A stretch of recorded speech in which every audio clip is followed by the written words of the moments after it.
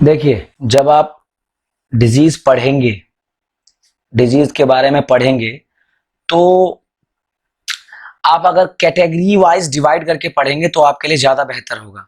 कैसे? Category wise divide करके। वैसे तो मैं हर बार ही कैटेगरी वाइज डिवाइड डिवाइड करके पढ़ाता हूं, पर याद करने में सहूलियत होगी आपको कैटेगरी वाइज डिवाइड करने के बाद।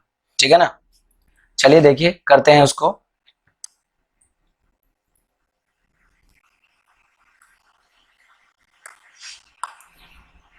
क्या करना है? डिजीज।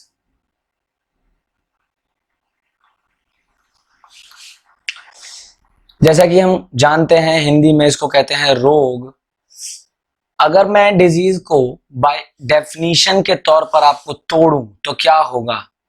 यह होता है डिस्टर्ब्ड ईज। जैसा कि मैं पहले भी बता चुका हूं, यानी कि जब आपका आराम हराम हो जाए। ईज माने आराम और डिस्टर्ब माने हराम, यानी कि जब आपका आराम हराम हो जाए तो आप कहेंगे कि आप बीमार हैं। देखिए, आपको दो बातें क्लियरली जाननी होंगी। स्वास्थ्य क्या है? स्वास्थ्य, हेल्थ क्या है? हेल्थ, एक हेल्दी व्यक्ति क्या है आपके सामने? हेल्दी व्यक्ति वो है जो आप क्या सोचोगे कि भाई सामने से बिल्कुल फिट दिखाई दे रहा है, तंदुरुस्त है, एकदम चल फिर रहा है, बैठ रहा है, उठ रहा है, बिल्कुल तंदुरुस्त है, इसका मतलब ये स्वस्थ है। हाँ, स्वस्थ होने की वो एक पहचान जरूर है, पर अगर कोई आपको बाहर से फिट और तंदुरुस्त दिखाई दे रहा है, इसका मतलब वो स्वस्थ है? जरूरी नहीं, क्योंकि हेल्थ हेल्थ के अपने आयाम होते हैं। हेल्थ की अपनी अपना अपना डायमेंशन होता है, जिसमें फिजिकल, सोशल और मेंटल फिटनेस आती है। बाहर से कोई बिल्कुल बढ़िया दिखाई दे रहा है, लेकिन मेंटली वो डिस्टर्ब्ड है, मानसिक तौर पर परेशान है, किसी भी चीज के लिए परेशान हो, अगर वो मानसिक तौर पर परेशान है, वो स्वस्थ नहीं है।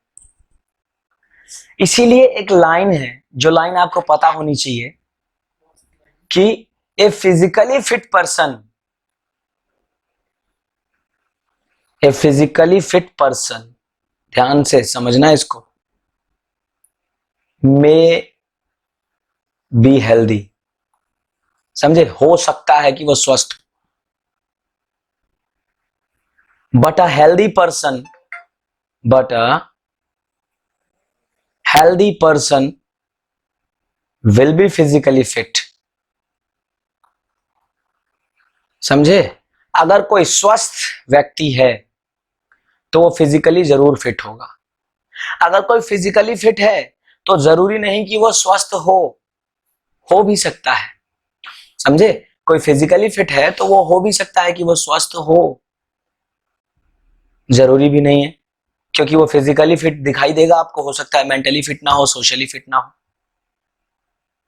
समझे? लेकिन अगर कोई हेल्दी पर्सन है तो वो फिजिकली भी फिट होगा, और वो मेंटली भी फिट होगा, और वो सोशली भी फिट होगा। इसीलिए हम कहते हैं कि अगर कोई फिजिकली फिट दिखाई दे रहा है, इसका मतलब जरूरी नहीं कि वो हेल्दी हो, लेकिन अगर कोई हेल्दी है, इसका मतलब जरूरी है कि वो फिजिकली फिट हो। समझे? तो ये एक हेल्दी पर्सन की भी डेफिनेशन हो गई आपके लिए। ठीक है ना? तो अगर हम डिजीज डिजीज यानी रोग को डिवाइड करें, तो डिजीज को हम दो टाइप से कैटेगराइज कर सकते हैं। एक तो टाइम के आधार पर,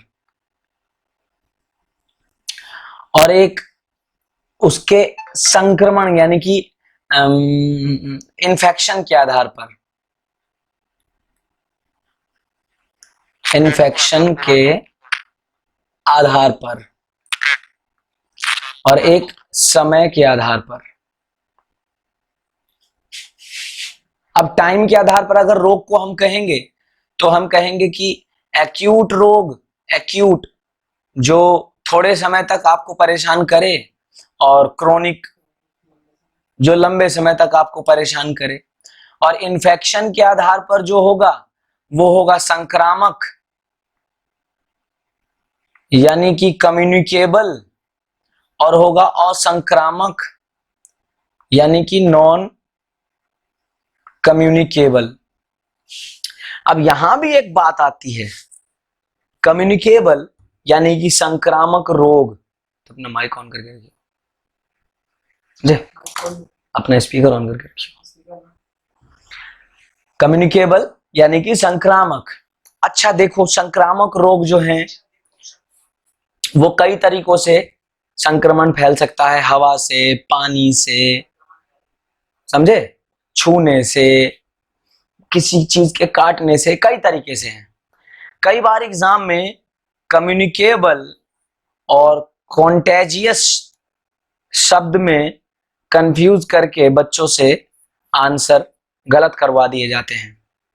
कॉन्टेजियस मतलब वो जो स्पर्श से फैलता है, या आप कह सकते हो जो संपर्क से फैले। तो अगर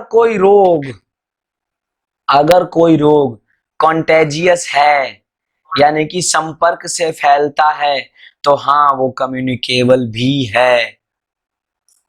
हाँ वो कम्युनिकेबल भी है, लेकिन दोनों में थोड़ा अंतर है।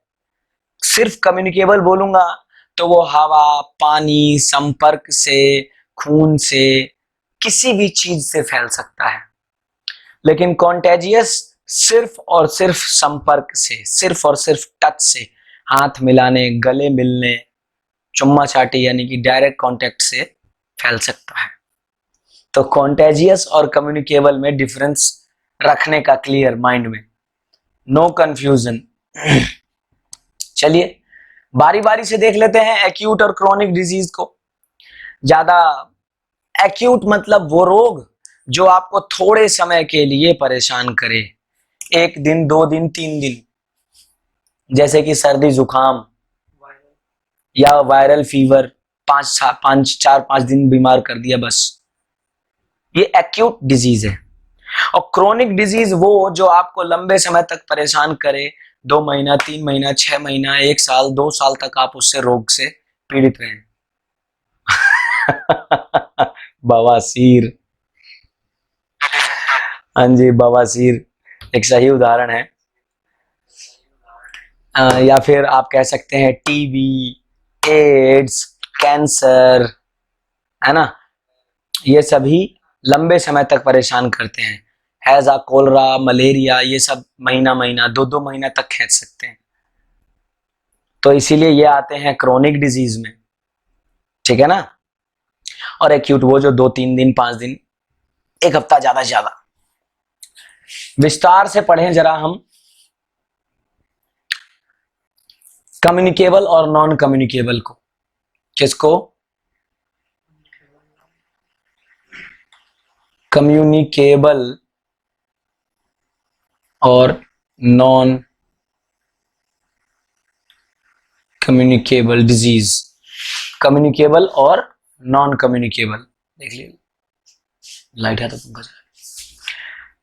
कम्युनिकेबल मतलब बताया मैंने आपको, जो फैलता है, संक्रामक रोग एक से दूसरे में फैलेगा, जैसे कि खुजली, है ना, सबसे ज्यादा बढ़िया उदाहरण मैं आपको दे रहा हूं। और याद रखना खुजली कम्युनिकेबल भी है और कॉन्टेजियस भी है, संपर्क से भी फैलता है, ठीक है ना।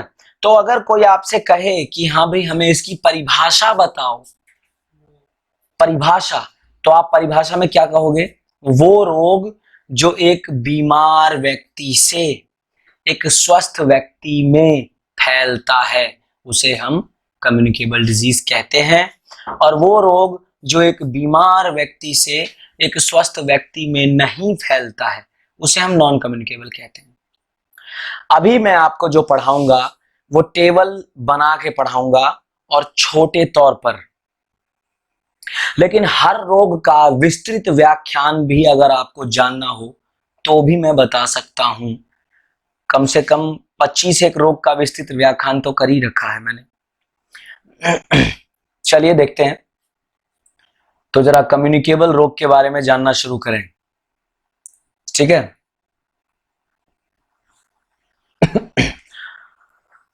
कम्युनिकेबल रोग को फैलाने वाले कारक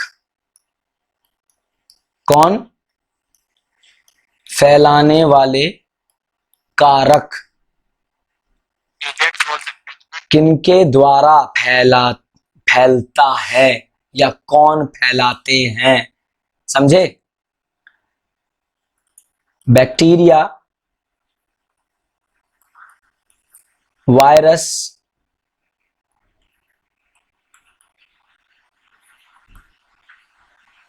प्रोटोजोआ,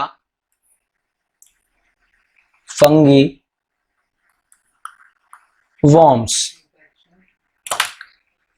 इन्फेक्शन का मतलब होता है संक्रमण, वो कोई फैलाने वाला कारक नहीं है। Bacteria, virus, protozoa, fungi, worms, ये रोग उत्पन्न करते हैं। अगर हम देखें, देखो समझने की बात है, इन पांचों में से किसकी कितनी गंभीरता होगी और किस आधार पे वो जाने। तो सबसे ज्यादा मृत्यु देने वाला रहा है बैक्टीरिया। एक ऐसा समय था जब बैक्टीरिया से होने वाले रोग का कोई भी इलाज नहीं था, यानी कि जब तक अलेक्जेंडर फ्लेमिंग ने पेनिसिलिन की खोज नहीं की थी। किसने? अलेक्जेंडर फ्लेमिंग ने जब तक पेनिसिलिन की खोज नहीं की थी, तब तक बैक्टीरिया सबसे ज्यादा मारक रोग रहा।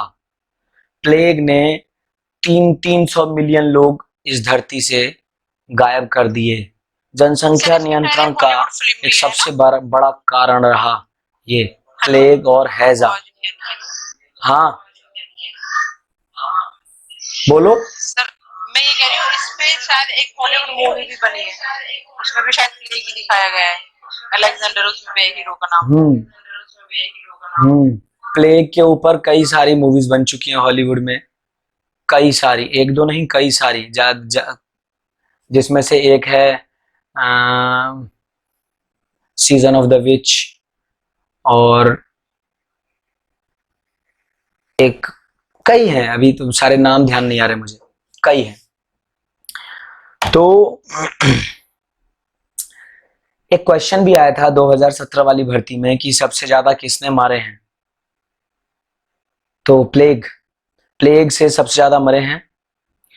और वैसे बैक्टीरिया से, मतलब मेन कारण बैक्टीरिया, क्योंकि प्लेग हो गया, हैजा हो गया, ये सब तो गांव के गांव साफ कर देते थे। मतलब लोग, एक घर में 5 लोग, 10 लोग, 15 लोग भी है ना अगर, और किसी एक को भी हो गया तो आंखों के आगे तड़पता छोड़कर उन्हें वहां से निकल के बिल्कुल किसी जंगल वीराने में जाके बसना पड़ता था, बिल्कुल सबसे दूर, संपर्क से दूर। क्योंकि पता नहीं है भाई, पता नहीं कर सकते बीमारी किसको फैली है, नहीं फैली है, कौन कितना बीमार है, नहीं है। तो बैक्टीरिया, क्योंकि बैक्टीरिया अपने ऊपर एक परत बना लेता है, एक कवच बना लेता है, अपने आप को जिंदा रखने की इसके अंदर बहुत बढ़िया क्षमता होती है।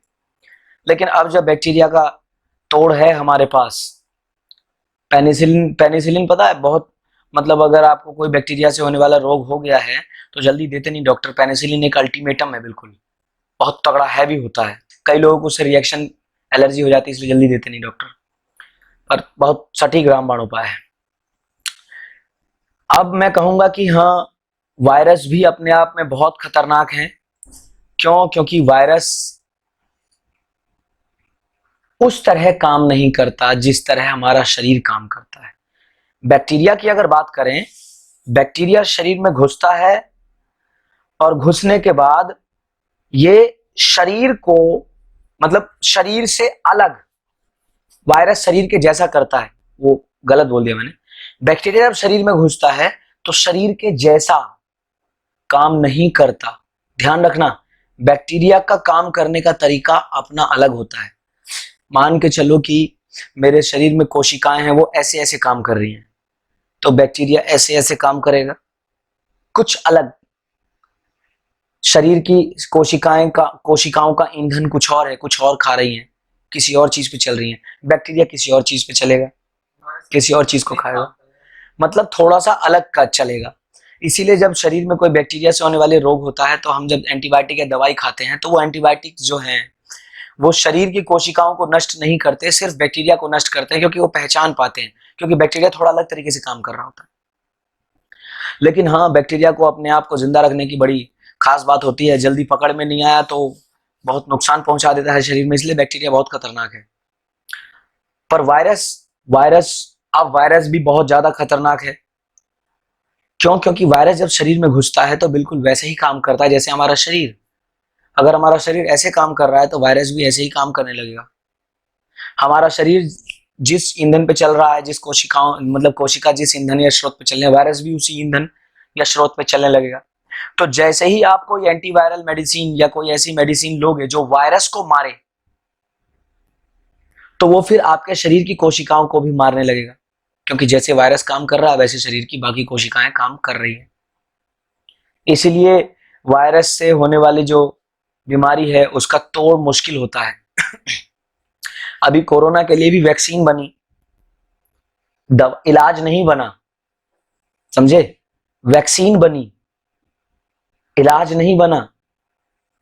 आपको डेंगू हो जाता है, किसी को डेंगू हो जाता है, वो डेंगू का अपना डॉक्टरी इलाज का पर्चा देखना, उस पर क्या होगा, या तो डॉक्टर कोई ऐसी मेडिसिन देगा, एंटीवायरल ऐसी मेडिसिन देगा जो कि आपके वायरस से होने वाले लक्षण को कम करे, थोड़ा सा आपका बुखार कम करे, शरीर में सूजन कम करे, शरीर में दर्द कम करे, जोड़ों में दर्द हो रहा है तो उसको रिलैक्स करे, सिम्टम्स कम करने की दवाई होगी। कोई ऐसी दवाई नहीं होगी जो वायरस को मार रही हो, क्योंकि वायरस को मारना मतलब शरीर की कोशिकाओं को मारना, समझे? इसीलिए कोरोना का क्या बना? वैक्सीन। वो नहीं बना, दवाई नहीं बनी, वैक्सीन बनी। लोगों के शरीर में वैक्सीन जाता था और शरीर उससे वैक्सीन से लड़के और अपने आप को इम्यून कर लेता, ताकि दोबारा जब कोरोना वायरस शरीर में जाए तो शरीर उससे लड़के बच जाए। प्रोटोजोआ भी अपने आप में खतरनाक होते हैं, क्योंकि इनकी दवाई इन दोनों से बिल्कुल अलग चलती है, पर हाँ, प्रोटोजोआ को मार लिया जाता है। फंगी भी थोड़े डेंजरस होते हैं, मतलब इस मामले में क्यों डेंजरस हैं? क्योंकि ये थोड़े बहुत छुपे रुस्तम हो सकते हैं। अगर स्किन पे आपको कोई फंगस हुआ है, स्किन पे, तो वो बाहरी स्किन को ही सिर्फ नुकसान पहुंचा रहा है, आपको दिखाई दे रहा है, खुजली हो रही है, तकलीफ हो रही है, आप उसको छुटा सकते हैं, बहुत सारी बातें हैं, है ना? लेकिन यही फंगी से होने वाला रोग अगर भीतर चला जाए, अंदर कहीं फंगस इन्फेक्शन हो जाए, तो आपको पता भी नहीं चलेगा। आप ढूंढते रहोगे, टेस्ट पे टेस्ट, टेस्ट पे टेस्ट, टेस्ट पे टेस्ट, और अंदर ही अंदर वो बहुत हद तक पनप जाएगा। इसलिए थोड़ा सा नुकसानदेह है, क्योंकि फंगी अपने ऊपर एक सबसे बेहतरीन कवच तैयार करते हैं जो आसानी से टूटता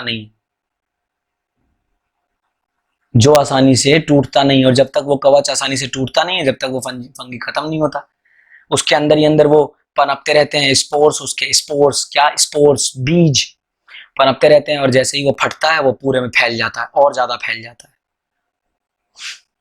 समझे? इसीलिए जहां कहीं फंगस होता है, आप जो भी कोई दवाई लगाओगे, वो दवाई उस जगह की पूरी स्किन को जला देती है। जैसे जालिम लोशन थोड़ा हैवी रहता है, बिल्कुल कहीं भी हुआ मैं वही प्रेफर करता हूँ। थोड़े नरम दवाइयां कम प्रेफर करता हूँ, क्योंकि वो नरम दवाइयां ठीक तो 10 दिन में करेंगी, तकलीफ नहीं देंगी आपको। लेकिन ऐसी दवाई जो जहां पर कहीं फंगस हुआ है, रिंगार्ड या जैसा ऐसा कुछ भी हुआ, वहां पर डालो, वो पूरे उस एरिया को जला देता है, नई चमड़ी वहां से आ जाती है, फंगस वहां से हट जाता है।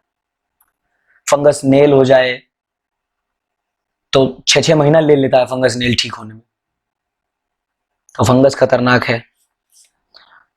और मेरे हिसाब से अभी सबसे ज्यादा खतरनाक है वॉर्म्स, क्योंकि वॉर्म्स साइलेंट किलर की तरह वर्क करते हैं। आपको पता नहीं चलेगा कि ये क्या कारण है, आखिर ये रोग के लक्षण शरीर में क्यों हो रहे हैं, आखिर शरीर पे दाने क्यों निकल रहे हैं, आखिर आप कमजोर क्यों हो रहे हैं, आखिर आपको खाना क्यों नहीं पचता, आखिर आपको गैस इतनी क्यों बन रही है, आखिर फेफड़े में तकलीफ क्यों है, आखिर ये धूल से एलर्जी क्यों हो गई, आखिर पॉलन से एलर्जी क्यों हो गई, आखिर आंखों में धुंधलापन क्यों बढ़ता जा रहा है, आंखें क्यों तेजी से कमजोर हो रही है, आखिर मेरा दिमाग तेजी से काम क्यों नहीं कर रहा, मेरी याददाश्त क्यों कमजोर हो रही है। जाने कैसे कैसे लक्षण वॉर्म्स के कारण देखने को मिल सकते हैं। डॉक्टर टेस्ट पे टेस्ट, टेस्ट पे टेस्ट करता रहेगा, टेस्ट पे टेस्ट करता रहेगा, पता ही नहीं चलता जल्दी, बहुत लास्ट केस में जाके पता चलता है। और वॉर्म्स तब तक शरीर के अंदर बहुत ज्यादा नुकसान कर चुके होते हैं, इसलिए वॉर्म्स भी बहुत खतरनाक होते हैं। तो हमें इन पांचों के बारे में डिटेल्ड स्टडी लेनी है। समझे? चलिए जरा बारी बारी से देखते हैं।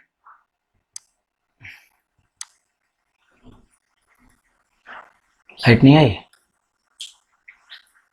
बैक्टीरिया, बैक्टीरिया से होने वाले कुछ रोग जैसे टीबी, जिसको कि आप कह सकते हैं ट्यूबरक्यूलोसिस। इसके बैक्टीरिया का नाम ट्यूबरकल बैसिलस, नाम याद रहना चाहिए, ट्यूबरकल बैसिलस। फैलता कैसे है? हवा से, समझे? यानी कि बीमार व्यक्ति अगर खांसेगा या छींकेगा तो उसके खांसने या छींकने में जो ड्रॉपलेट निकलेंगे, जो बैक्टीरिया निकलेंगे, वो हवा में 2-2 मीटर दूर तक, 2 मीटर दूर मतलब 10-10 फुट दूर तक जा सकते हैं और हवा में लगभग 2-2 मिनट तक तैरते रह सकते हैं। यानी कि एक बार खांसने के बाद कोई 2 मिनट तक, 1 से 2 मिनट तक के बीच में भी उस दायरे में आया तो उसके अंदर वो बैक्टीरिया जा सकता है और उसे बीमार कर सकता है। समझे? टीबी से प्रभावित होने वाले अंग कौन कौन से हैं? विशेषकर क्या? फेफड़े प्रभावित होते हैं, विशेषकर फेफड़े। वैसे तो ये टीबी फेफड़ों के अलावा हड्डियों में भी हो सकता है, ब्रेन में हो सकता है, लीवर में हो सकता है, किडनी में हो सकता है, कहीं भी बैक्टीरिया अपना घर बना सकते हैं, किसी भी अंग को प्रभावित कर सकते हैं, पर सबसे ज्यादा फेफड़े में, क्योंकि मैंने आपको कहा ये कैसे फैलते हैं? हवा से। और हवा से जो भी चीज जा रही है, देखो यही तो याद करने की बात होती है, यही तो जोड़ने की बात होती है। हवा से कोई चीज आपके शरीर में गई, क्या प्रभावित करेगी? फेफड़े।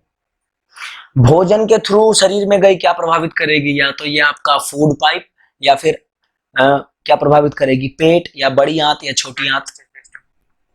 खून से शरीर में गई तो आपका क्या प्रभावित करेगी?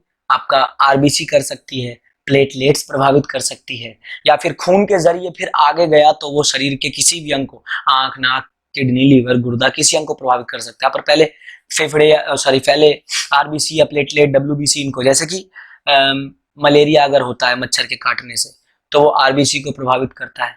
डेंगू होता है मच्छर के काटने से तो वो प्लेटलेट्स को प्रभावित करता है, खून से प्रवेश कर रहा है। समझे? ध्यान, यही लिंक करने की बात है, आखिर प्रवेश कहां से किया। ठीक है ना? तो अगर टीबी की बात करें तो इसके सिम्टम्स क्या देखने को मिल सकते हैं? खांसी, बहुत खांसी होगी, वो भी बलगम वाली खांसी। समझे? कफ बनेगा, कई बार खून भी आ सकता है, बुखार लगेगा, वेट लॉस, कमजोरी, बहुत तेजी से कमजोरी होगी।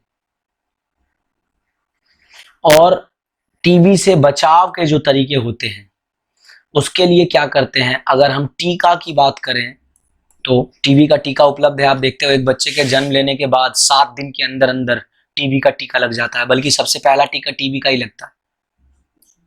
ओपीवी यानी कि ओरल पोलियो वैक्सीन, ये लगेगा। ओरल पोलियो वैक्सीन यानी कि ये दिया जाएगा पोलियो की दवाई, और टीबी का टीका 1 हफ्ते के अंदर अंदर लगवा लेना होता है स्वस्थ बालक जो है। टीका जो होता है टीबी का वो होता है बीसीजी, बैसिलस कैलमेट गुएरिन, ये बीसीजी का टीका। अब किसी को अगर टीबी हो गया, भाई किसी को टीबी हो गया तो उसके लिए बैक्टीरिया है, इलाज भी मौजूद है, और उसका जो ट्रीटमेंट होता है वो होता है डॉट्स, DOTS, डॉट्स। डॉट्स मतलब directly observed treatment short course.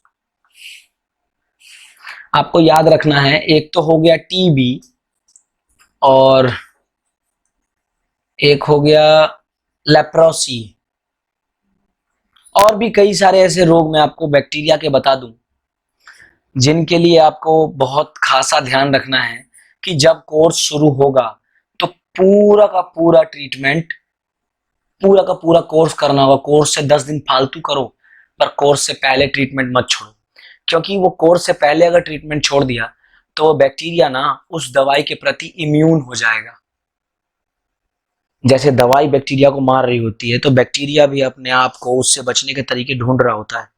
अगर आपने बीच में ट्रीटमेंट छोड़ दिया तो वो अपने आप को दोबारा से स्ट्रांग बना लेंगे और ट्रीटमेंट आपको फिर से शुरू करना पड़ेगा किसी नई दवाई के साथ, किसी नए अल्टरनेटिव के साथ। वो ज्यादा खतरनाक हो जाता है। बहुत लंबा समय, 1 साल या 2 साल तक टीबी का ट्रीटमेंट चल सकता है। अगर मान लो 1 साल तक कहा डॉक्टर ने, तो आपको 1 साल तक दवाई रेगुलर लेनी है, बिना भूले किसी भी दिन। 1 साल से 10 महीना, मतलब 1 महीना 10 दिन 15 दिन, 1 महीना ज्यादा ले लो, लेकिन कम नहीं, समझे? चलिए, तो टीबी हो गया। अब मैं आपको जो बता रहा हूं वो भी ध्यान रखना है आपको। मैंने बताया क्या क्या इसमें, अभी बहुत डिटेल नहीं बोल रहा मैं आपको। मैंने बताया कि टीबी होता किससे है। टीबी का नाम ट्यूबरकुलोसिस होता है ट्यूबरकल बैसिलस बैक्टीरिया से। हवा से फैलता है। फेफड़े, मुख्यतः फेफड़े को प्रभावित करता है, वैसे तो किडनी, लीवर, हड्डी किसी में हो सकता है। लक्षण में खांसी, बलगम, कभी कभी खून भी आना, बुखार, वेट लॉस वगैरह होता है। टीका के तौर पर बीसीजी का प्रयोग करते हैं और ट्रीटमेंट के तौर पर डॉट्स का ट्रीटमेंट होता है। जो दवाई वगैरह चलाते हैं वो होती है एंटीबायोटिक, और एंटीबायोटिक जो चलाते हैं उसमें सबसे कॉमन है स्ट्रेप्टोमाइसिन।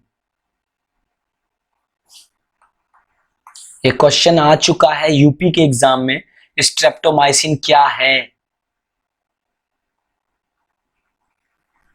शायद पिछली बार ही टीजीटी में आया था। क्या है? अब जिसने पढ़ा है उसे पता है ना कि ये एंटीबायोटिक है, समझे?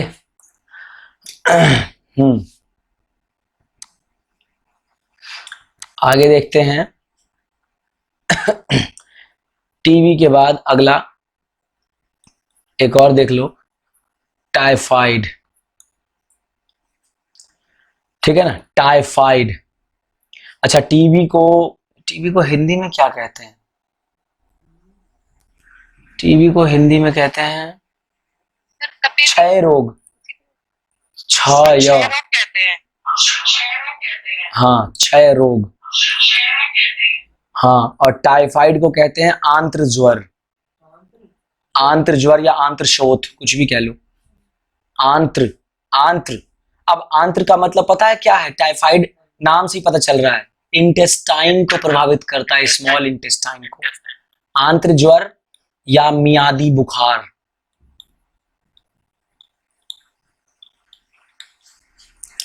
ठीक है ना, आंत्र ज्वर या मियादी बुखार। अच्छा, टाइफाइड होता किससे है?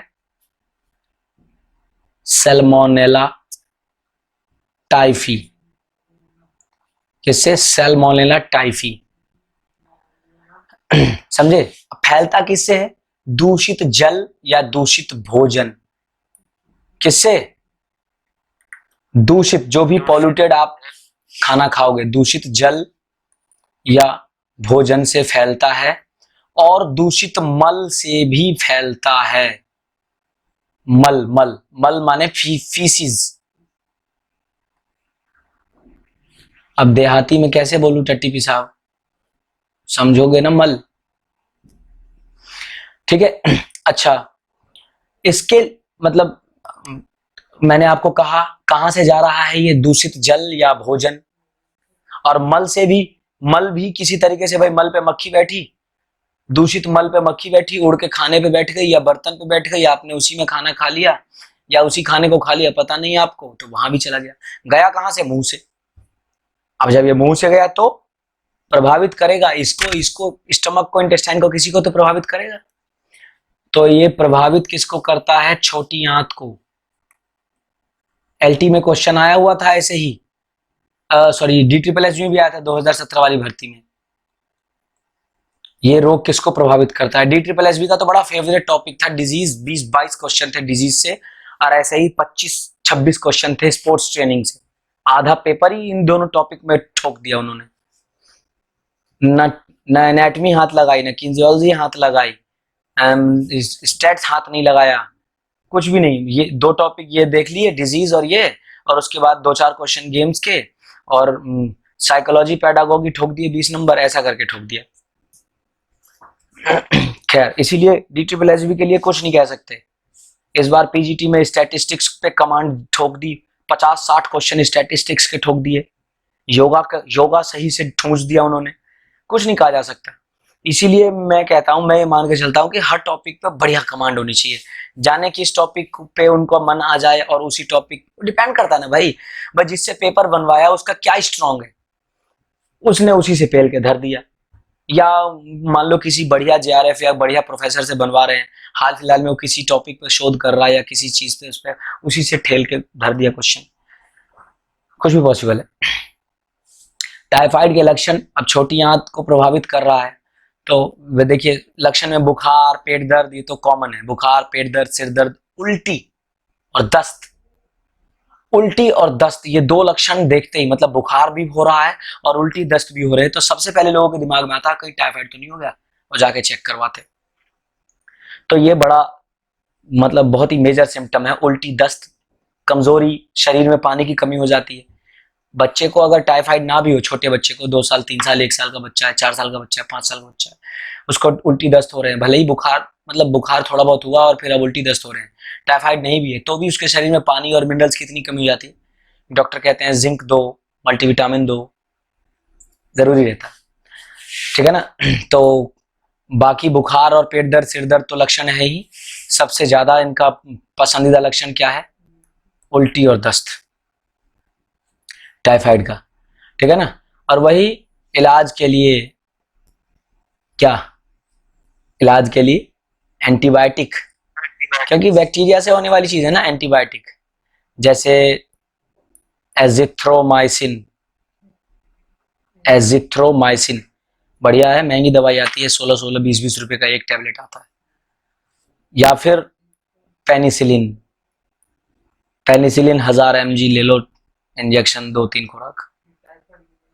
हाँ हाँ, पेनिसिलिन तो सब में ही काम आ सकता है, आपका टीबी में भी काम आ सकता है, टाइफाइड में भी आ सकता है, स्कारलेट फीवर में भी आ सकता है, कोलरा में भी आ सकता है, दे सकते हैं, ऐसा नहीं है, चेक करना पड़ता है डॉक्टर को कि कहीं ये एलर्जिक तो नहीं इससे, इसलिए जल्दी पेनिसिलिन नहीं देता, दूसरी दवाइयां देती हैं।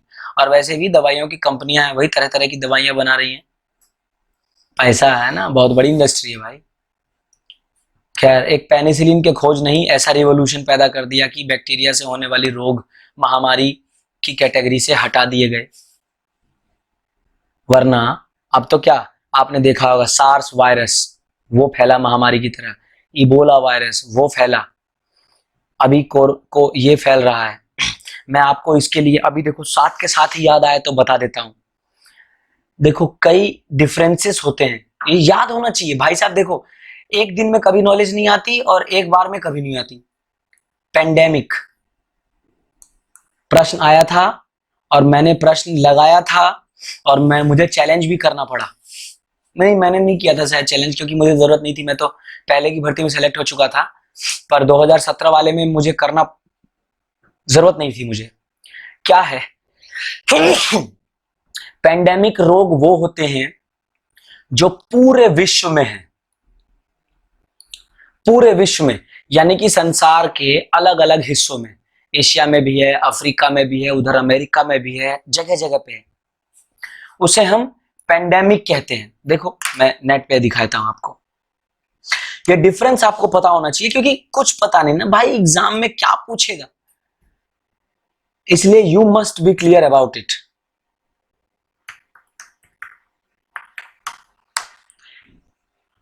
एक होता है एपिडेमिक, पेंडेमिक तो हो गया पूरे विश्व में, और फिर होता है एपिडेमिक। और एपिडेमिक डिजीज क्या होता है? तो यही हो गया, ये जो कोविड चल रहा है। स्पेसिफिक ज्योग्राफिकल एरिया, मतलब सिर्फ भारत में वो रोग है, दैट इज एपिडेमिक, समझे? या सिर्फ चाइना में है, दैट इज एपिडेमिक, या सिर्फ एशिया में है, बाकी अमेरिका वगैरह में नहीं है, अमेरिका, ऑस्ट्रेलिया और यूरोप वगैरह में नहीं है। That is epidemic. क्लियर है? Pandemic, epidemic. अब देखो एपिडेमिक के उदाहरण दिए हुए हैं। येलो फीवर, ये एपिडेमिक है, किसी एक एरिया में ही है, अफ्रीका वगैरह में बहुत पाया जाता है, ठंडे प्रदेशों में नहीं मिलेगा आपको। स्मॉल पॉक्स अब एपिडेमिक होकर रह गया है। मिजल्स, खसरा वगैरह, जर्मन रूबेला वायरस वगैरह, ये किसी एक खास जगह पे ही है, एपिडेमिक है। पोलियो भारत से तो बिल्कुल खत्म हो गया, एपिडेमिक है।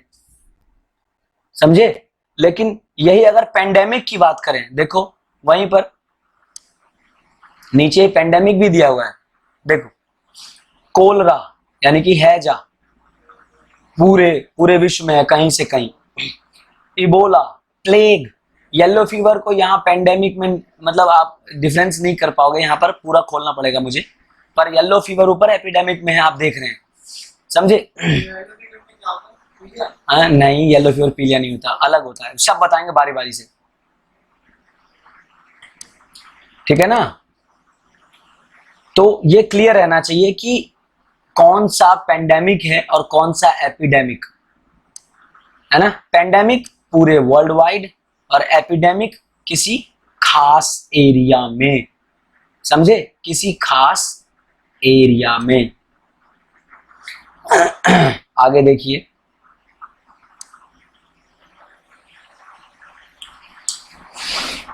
Cholera,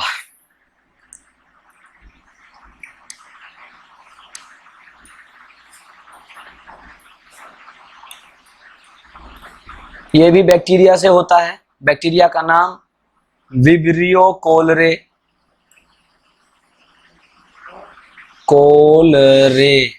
vibrio कोलरे। ये भी किससे फैलता है? दूषित जल, मल, भोजन, इनसे फैलता है। लक्षण में वही बुखार, पेट दर्द, सर दर्द, उल्टी, दस्त, टाइफाइड की तरह ही, कमजोरी, शरीर में पानी की कमी। और ये मुंह से प्रवेश कर रहा है तो प्रभावी अंग इसके लिए भी क्या होगा? स्मॉल इंटेस्टाइन यानी कि छोटी आंत। खत्म। समझे? छोटी आंत इसके लिए प्रभावी अंग होगा। लक्षण में आपको बता ही दिया।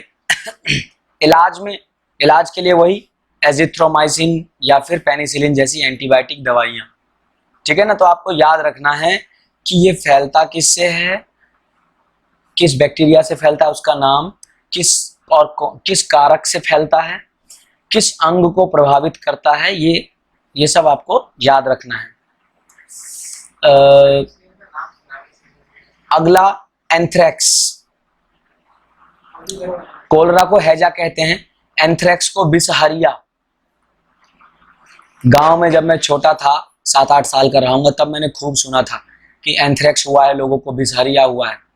इसको बिसहरिया बोल सकते हैं या फिर पिलबढ़वा बोल सकते हैं या फिर गिल्टी रोग बोल सकते हैं।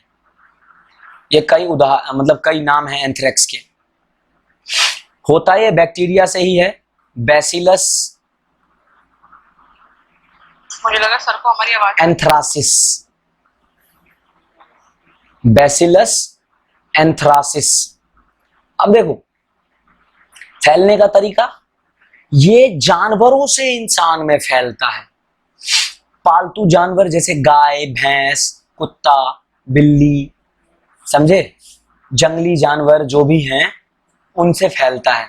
ऐसे ही एक है टॉक्सोप्लाज्मोगोंडी, ये अलग चीज है, इसके बारे में बाद में पढ़ाऊंगा मैं। प्लाज्मा प्रोटोजोआ है टॉक्सोप्लाज्मोगोंडी। मैंने शायद आपको बताया था कि मेरी एक जानने वाली लेडी है, उसका प्रेगनेंसी में टॉर्च टेस्ट किया था और डॉक्टर ने उस टॉर्च टेस्ट में पाया कि उसको टॉक्सोप्लाज्मोगोंडी है उसके शरीर में। तो उसके लिए पहले से ही ट्रीटमेंट चालू कर दी ताकि होने वाले बच्चे को इस रोग से ज्यादा नुकसान ना हो। तो फैलता किससे है? सबसे पहले डॉक्टर ने क्या पूछा, क्या तुमने कोई जानवर पाल रखा है, क्या कोई खरगोश या कोई बिल्ली कुत्ता पाल रखा है, पूछा, क्योंकि ये भी वैसे ही फैलता है। ऐसे ही एंथ्रेक्स जानवरों से फैलता है, समझे, पालतू जानवर या जंगली जानवर किसी से भी। खांस, और उसके बाद जब जानवर से इंसान में आ गया तो फिर इंसान से दूसरे इंसान में भी फैल सकता है। मतलब इंसान से इंसान में भी और जानवर से इंसान में भी फैल सकता है, खांसने से, डायरेक्ट या इनडायरेक्ट कांटेक्ट में आने से। समझे? शरीर पे कोई घाव है, ओपन ओपन वुंड है, उसमें से खून बह रहा है, उसमें से मवाद बह रहा है, वो किसी के कांटेक्ट में आ जाए तो फैल सकता है ना? कोई कीड़ा जो संक्रमित जानवर को काटे फिर आपको काट ले तो हो सकता है। जैसे कोई पिस्सू हो गया या चींटी हो गई, मच्छर हो गया, संक्रमित जानवर को काटे और आपको काट ले तो फैल सकता है। अभी क्या होता है, इसके लिए प्रभावी अंग, सबसे ज्यादा प्रभावी अंग क्या है? चमड़ी।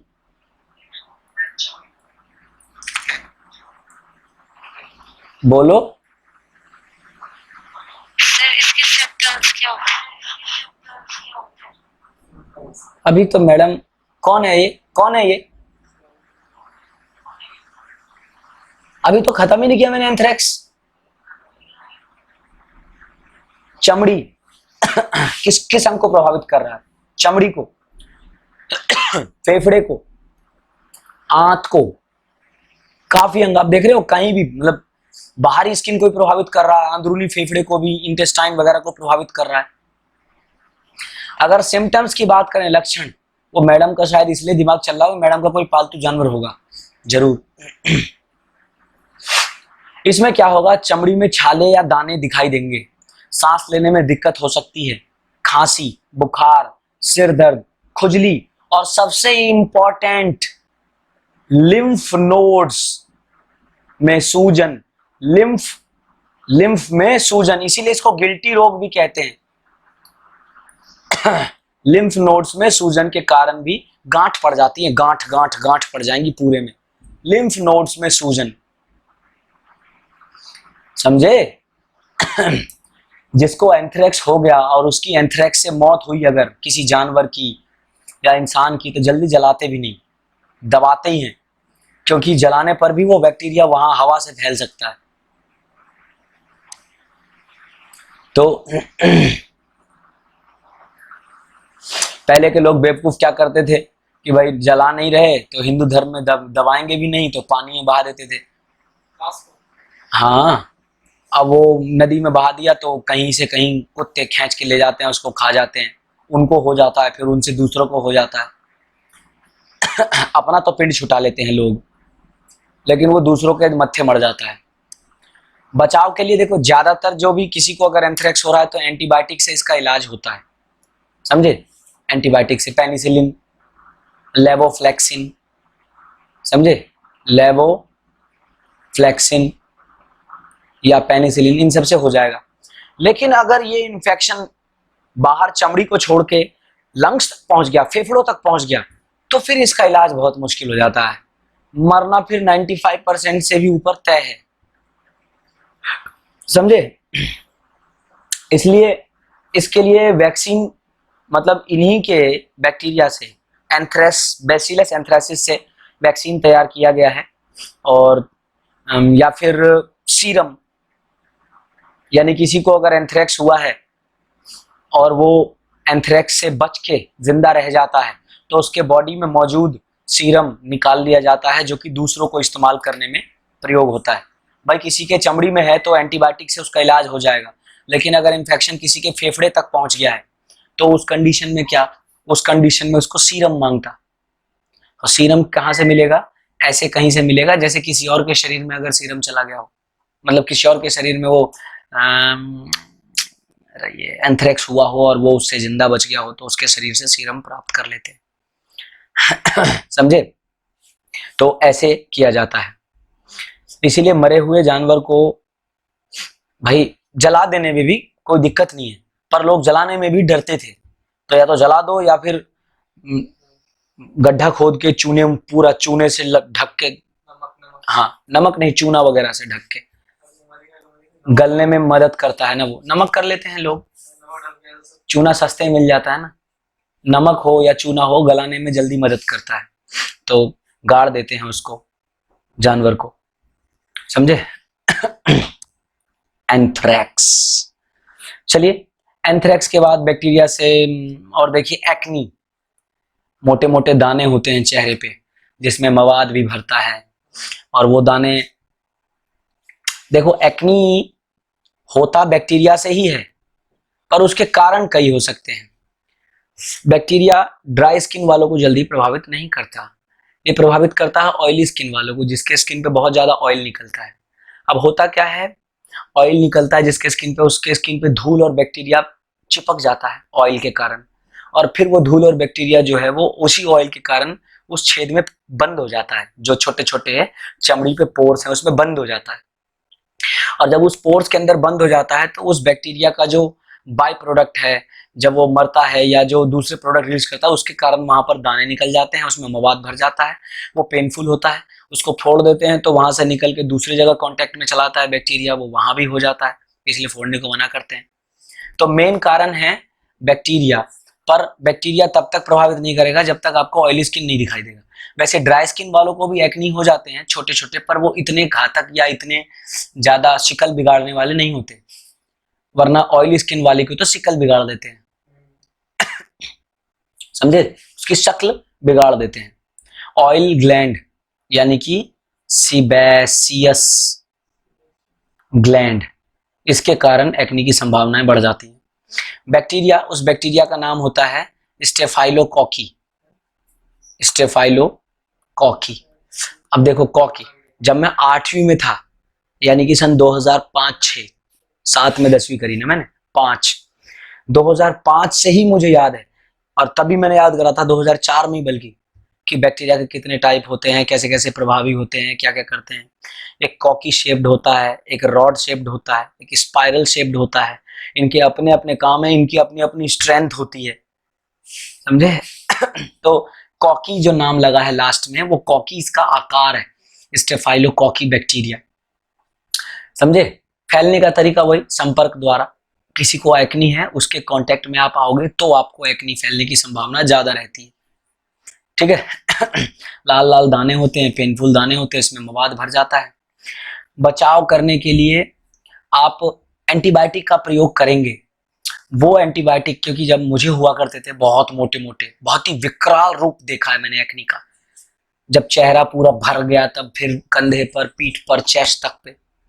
डॉक्टर ने पहले एंटीबायोटिक्स दी, एजिथ्रोमाइसिन खूब खाया, सारे फिटकरी, नीम, साबुन, फलाना ढिमकाना, कुछ असर नहीं। फिर लास्ट में डॉक्टर ने ऐसी मेडिसिन लिखी जो कि सीबेसियस ग्लैंड को कम करे, सुखाए, जो ऑयल ग्लैंड को टारगेट करके उसे सुखाए, और साथ में फिर एंटीबायोटिक। तो इसके लिए वही आइसोट्रोइन सॉल्ट आता है, इसका प्रयोग करते हैं, जो कि ऑयल ग्लैंड को सुखाता है, और साथ में एंटीबायोटिक जो कि एक्नी को रोक देगा, मतलब बैक्टीरिया को मार देगा। बस ऑयल ग्लैंड सूखते ही जहां ऑयल कम होना शुरू हो जाएगा शरीर से, एक्नी से भी आप बच जाएंगे। एक्नी के बाद और आपको न्यूमोनिया, ठीक है ना। कारक बैक्टीरिया कौन सा बैक्टीरिया, डिप्लोकोकस, डिप्लोकोकस, कॉकी जो है, कॉकी वही होता है कॉकस, डिप्लोकोकस न्यूमोनिया।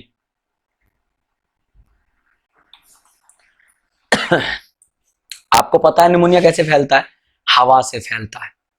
जब कोई भी संक्रमित व्यक्ति या बच्चा खांसता है तो उसके मुंह से निकले ड्रॉपलेट्स, किसी भी तरीके से ड्रॉपलेट्स पड़ गए जमीन पे, पड़ गए टेबल पे, बेड पे, और वो फिर वहां से किसी ने कुछ उठा के खा लिया या उसके लगे हाथ से खा लिया, तो भी शरीर के अंदर चला जाएगा और निमोनिया दूसरे को भी फैल सकता है।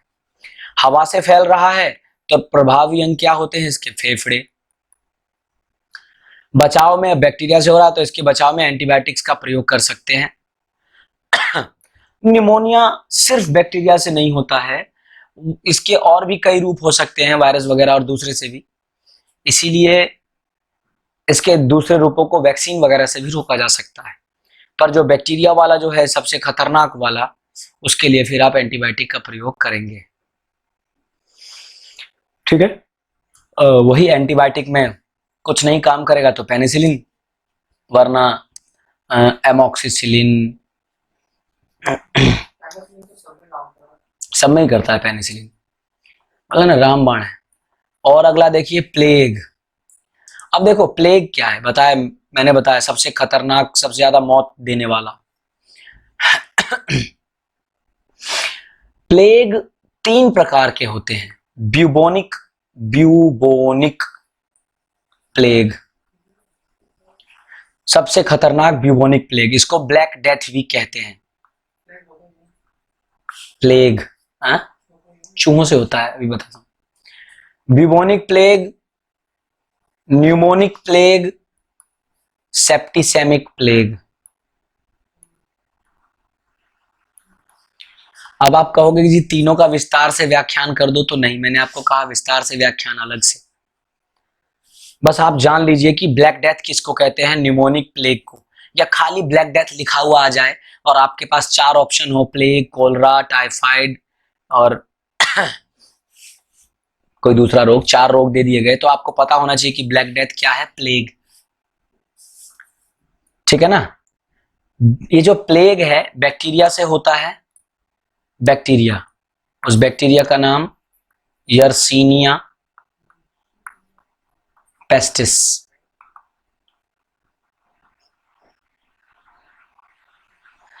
और कहते हैं ना चूहों से, सिर्फ चूहों से ही नहीं होता, ये बिल्ली से भी हो सकता है, कुत्ते से भी हो सकता है। ये इनके काटने से नहीं होता, चूहे, बिल्ली, कुत्ते, इनके शरीर पर रहते हैं फ्लीज, बड़े बड़े मक्खी जैसे, मक्खी नहीं होते वो, बड़े बड़े मक्खी जैसे उड़ने वाले कीड़े होते हैं, बड़े बड़े पतंगा, बड़े बड़े होते हैं। उन कीड़े, उन पतंगों के अंदर, उनकी आंत में, उन पतंगों की आंत में ये बैक्टीरिया होता है, यर्सीनिया पेस्टिस। तो चूहे के शरीर पर या बिल्ली के शरीर पर रहने वाले वो फ्लीज जब उड़ के किसी इंसान को काट लेंगे ना, तो उस फ्लीज के अंदर से वो बैक्टीरिया इंसान के शरीर में चला जाएगा और उसको फिर प्लेग होगा, और फिर उससे फिर दूसरे को, जो उसके संपर्क में आएगा होता रहेगा। समझे। अब मैंने बताया कि इन फ्लीज के काटने से होता है, तो कैसे गया ये शरीर में, रक्त से। कैसे गया, ब्लड से। इसीलिए शरीर के अंदर ये किसको प्रभावित करता है, लिम्फ सिस्टम, पूरे लिम्फ सिस्टम को प्रभावित करता है ये, यानी कि टॉन्सिल को, एडिनॉइड्स को, हाँ, स्प्लीन, थाइमस, इन सभी को ये प्रभावित करेगा और उनको नष्ट कर देगा। लक्षण में क्या होगा, लिम्फ नोड्स, जो भी टॉन्सिल है, एडिनॉइड्स है, स्प्लीन है, सब सूज जाएगा, बुखार होगा, सिर दर्द होगा, थकान होगा, मांसपेशी अकड़ने लगेगी, बहुत दर्द होगा, कमजोरी होगी। इलाज के लिए वही, अब तो क्या यूज कर सकते हैं, एंटीबायोटिक, है ना, स्ट्रेप्टोमाइसिन, है ना, या जेंटामाइसिन, लास्ट में सिन लगा है, समझे, ये सब यूज किया जाता है प्लेग के, उसके लिए, इलाज के लिए। क्या टीबी में भी था स्ट्रेप्टोमाइसिन, तो ऐसा नहीं है, एंटीबायोटिक्स कई रोगों में एक साथ काम आ सकते हैं। फिर देखो टेटनस, TETANUS, टेटनस। अच्छा, ऊपर प्लेग की हिंदी क्या थी, प्लेग की हिंदी प्लेग ही, टेटनस की हिंदी धनु स्तंभ।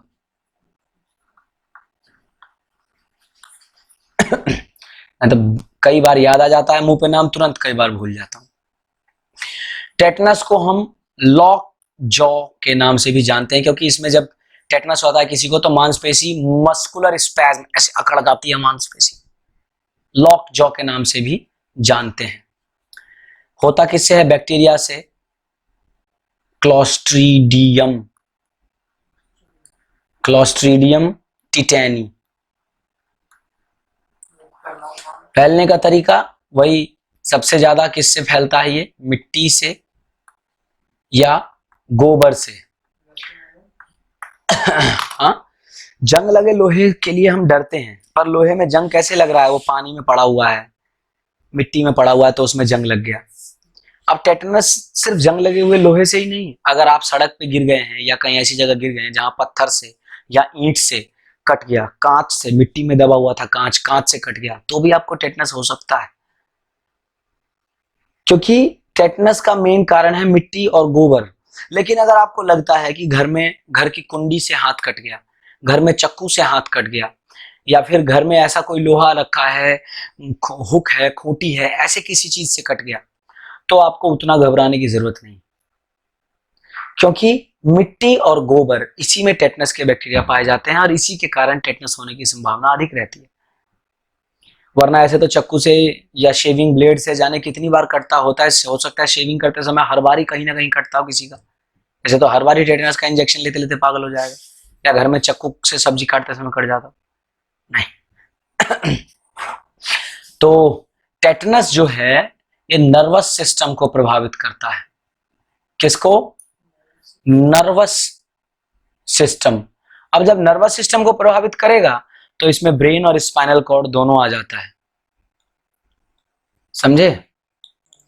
तो इसीलिए नर्वस सिस्टम के प्रभावित होने के कारण जो स्केलेटल मसल है, स्केलेटल मसल जो कंकालीय पेशी है, उस पर से हमारा नियंत्रण खत्म होने लगता है जब ये बीमारी घातक रूप लेती है तब। इसीलिए इसके जो लक्षण होते हैं, टेटनस का जो लक्षण है, इसके लक्षण में क्या होगा? बुखार तो होता ही है, जबड़े और गर्दन की मांसपेशी में अकड़न, ऐसी अकड़न होने लगती, मस्कुलर क्रैम्प्स, ऐंठन, और जब ये अकड़ते हैं तो इनमें इतना ज्यादा दर्द होता है, बहुत ज्यादा। यही अकड़न अगर फेफड़ों की मांसपेशी में होने लगे तो सांस लेने में दिक्कत होने लगेगी, यही अकड़न हृदय में पहुंच जाए तो हार्ट अटैक भी हो सकता है, समझे? गले की मांसपेशी में इतना अकड़न की निगलने में भी दिक्कत होगी, कुछ भी खाने में निगलने में दिक्कत होगी, निगला ही नहीं जाएगा। और फिर लास्ट में वृत्ति, कहते हैं कि पूरी जीभ लटक जाती है एक तरफ, होता है ऐसा, क्योंकि मांसपेशी अकड़ जाती है, कुछ भी निकल गया, लटक गया, अकड़ गया, तो ये टेटनस में होता है। फिर ऐसे ही डिप्थीरिया करेंगे। बैक्टीरिया का सेक्शन एक दिन में खत्म करना चाहूंगा मैं। डिप्थीरिया बैक्टीरिया से होता है, ये क्या है? बैक्टीरिया का नाम कॉरिन बैक्टीरियम डिप्थीरिये, यानी कि उसी के नाम से। फैलने का तरीका वायु से फैलता है, हवा से, क्योंकि खांसने से भाई, है ना, खांसने के कारण। और जब हवा से फैल रहा है तो ये फेफड़ों को, यानी कि रेस्पिरेटरी सिस्टम को प्रभावित करेगा। ये ज्यादातर जो डिप्थीरिया है, ये ज्यादातर 2 से 10 साल के बच्चों को होता है, 2 से 10 साल के बच्चों को ज्यादातर प्रभावित करता है। लक्षण में वही बुखार, थकान, कपकपी, नाक बहना, सांस लेने में दिक्कत, गले में खराश, खांसी, समझे? ये सब लक्षण डिप्थीरिया में देखने को मिलते हैं। तो इलाज के लिए वही एंटीबायोटिक है ना, एरिथ्रोमाइसिन या पेनिसिलिन, जो भी। तो इसके ट्रीटमेंट में एंटीबायोटिक तो डॉक्टर देते ही हैं, लेकिन साथ में एंटीटॉक्सिन भी देते हैं। जो बैक्टीरिया ने जहरीले पदार्थ उत्पन्न किए हैं, जो फेफड़ों वगैरह में जो भी नुकसान पहुंचाया है, मतलब जहरीले पदार्थ मौजूद हैं, उस हानिकारक पदार्थ के असर को भी कम करने में मदद करता है। ये एंटीटॉक्सिन जरूरी नहीं कि सिर्फ डिप्थीरिया में ही, और भी रोग में दे सकते हैं डॉक्टर, डिपेंड करता है वो डॉक्टर के ऊपर और पेशेंट की कंडीशन के ऊपर, समझे? फिर ऐसे ही डिप्थीरिया की तरह ही है वूफिंग कफ, वूफिंग कफ, जिसको कि हम कुक्कुर खांसी या कुत्ता खांसी कहते हैं। डिप्थीरिया को हिंदी में कहा जाता है रोहिणी। ऐसे ही वूफिंग कफ को हम कहते हैं पर्टुसिस। वूफिंग कफ का दूसरा नाम है पर्टुसिस, या कुकुर खांसी या काली खांसी हिंदी में। अब देखो, ये जो वूफिंग कफ है, कारण बैक्टीरिया। अब देखो, जिसको पर्टुसिस नाम याद नहीं होगा वो इसके बैक्टीरिया के नाम में कंफ्यूज हो जाएगा। Bacillus pertussis, bacillus pertussis. अब देखो, फैलने का तरीका वही, हवा से फैल रहा है खांसी के कारण, और जब हवा से फैल रहा है तो फेफड़े को प्रभावित कर रहा है, मतलब पूरे नर्वस सिस्टम को, नाक को, गले को, फेफड़े को प्रभावित करता है। लक्षण की बात करें अगर, तो लक्षण में क्या होगा? बुखार, थकान, कपकपी, सेम वही। पर डिप्थीरिया और वूफिंग कफ में थोड़ा सा अंतर ये आता है कि डिप्थीरिया छोटे बच्चों को ज्यादा प्रभावित करता है, 2 से 10। वूफिंग कफ थोड़े बड़े को भी प्रभावित कर लेगा किसी भी हाल में। चलिए अभी बैक्टीरिया से इतना ही, बाकी बैक्टीरिया वाले चीजों को अगली क्लास में करेंगे, है ना। और एक सेकंड, हाँ ठीक है, बाकी बैक्टीरिया वालों को अगली क्लास